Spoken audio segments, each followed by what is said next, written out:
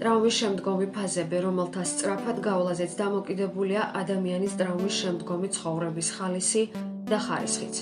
პირველი, ეს გახლავთ მიუღებლობა. ადამიანების უმეტესობას ძალიან უჭირს ტრაუმის გააზრება და იმ შედეგების მიღება, რაც ამ ტრაუმამ მათ ცხოვრებაში მოიტანა.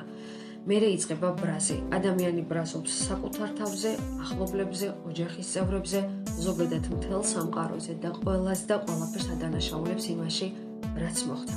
შემდგომ იწყება ერთგვარი მოლაპარაკება, როცა ადამიანს ისევ არ სურს ამ სიტუაციის მიღება და ცდილობს რაღაც ვარიანტების საშუალებით თითქოს აიშოროს თავი და შედეგები, რომელიც ახლა უკვე ცხოვრებაში დადგა.